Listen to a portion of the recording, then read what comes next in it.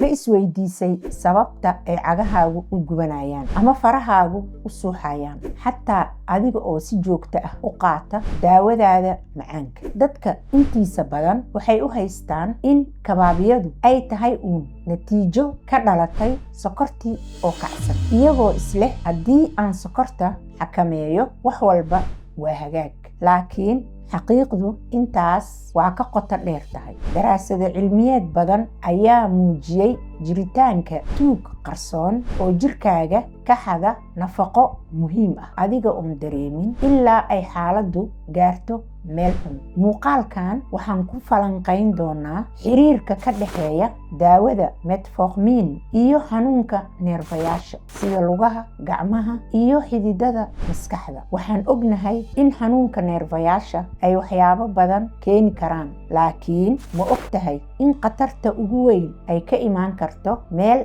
aadan filayn? Daawada aad u isticmaasho maaraynta sokortaada inay sabab u noqon karto dhaawac soo gaara neerfayaasha jirkaaga, adigoo markaas dareemaya inay cagahaagu u gubanayaan ama farahaagu u suuxayaan. Laga yaabaa inaad habeenkii hurdi weydo kabaabiyo darteed. Yaysan degdeg ku qaadin oo ha dhaafin muuqaalkan haddii aad caafimaadkaaga jeceshahay. Assalaamu calaykum, kusoo dhowaada Maamul Sokorta. Halkan waa halka aan ku wadaagno sida sokorta loo maamulo inta aysan iyadu na maamulin. Maanta waxaan guda gelaynaa mowduuc xasaasi ah oo dad badan ka ilmeysiiya laakiin aan laga hadlin. Waa maxay dagaalka qarsoon ee u dhexeeya daawada metformin iyo vitamin B12? Aan u dhuuxno si cilmiyeed. Jirkeennu wuxuu u baahan yahay vitamin B12 si uu u dhiso dahaar difaac u ah neerfayaasha. Markaad qaadato daawada metformin, waxay dhex fadhiisataa caloosha iyo mindhicirada, waxayna hor istaagtaa habkii jirkaagu u nuugi lahaa vitamin B12 ee kaaga imaanaya cuntada aad cunto. Taas micnaheedu xataa haddii aad si joogto ah u cunayso cunto qani ku ah vitamin B12 sida hilibka iyo nafaqooyinka kale ee laga helo fitamiinkaas, daawada metformin waxay u dhaqantaa sidii derbi hortaagan in nafaqadaas ay dhiigaaga gasho. Muddo kadib, heerka vitamiinka ee jirkaaga, gaar ahaan kaydka beerka, ayaa hoos u dhacaya, taasoo keenaysa in dahaarkii neerfayaashaadu uu daciifo. Markaas kadib ayaad bilaabaysaa inaad dareento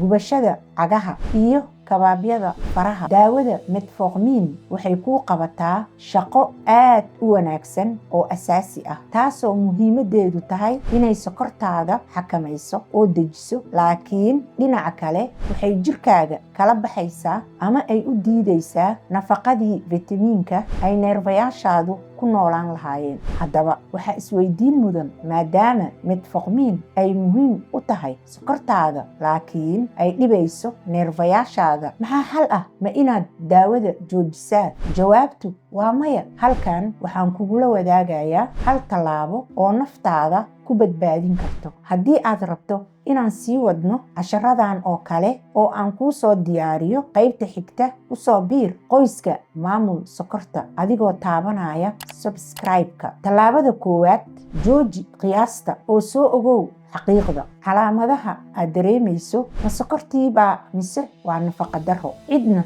ma oga ilaa aad soo hubiso. Marka hore, tag shaybaarka maanta. Ha sugin berri. Ha dhihin waxaan rabaa baaritaan guud. Si gaar ah u weydii, waa imisa heerka vitamiinka B12 ee jirkayga? Tan waa tallaabta ugu muhiimsan, sababtoo ah haddii vitamiinku hooseeyo, xitaa haddii aad sokortaada ka dhigto 100%, cagahaagu gubashada ma daynayaan. Ee soo ogow xaddiga saxda ah eed u baahan tahay. La tasho dhakhtarkaaga sidii aad u qaadan lahayd kaabayaasha fitamiinka B12. waxaad u baahan tahay nooc jirku sida ugu fudud u nuugo. markaad qaadanayso kaniiniyada kabka ee fitamiinka B12, isku day inaad ka fogeyso xilliga aad qaadanayso daawadaada metformin si aysan daawadu u hor istaagin nuugista nafaqada fitamiinka. xusuusnow, haddii aad dhibka maanta xal u hesho, waxaad iska badbaadinaysaa dhibaato weyn oo berri kugu imaan lahayd insha Allah. ha u ogolaan tuuq qarsoon inuu noloshaada khalkhal geliyo. walaal, caafimaadkaagu waa hantidaada ugu qaalisan. daawadaada metformin waa saaxiib ku caawinaya, laakiin u noqo saaxiib caqli badan oo ka warqaba saameynteeda. haddii aad ka heshay xogtan, fadlan la wadaag qof kale oo macaanka qaba. waxaa macquul ah inaad noqoto sababta uu xanuunka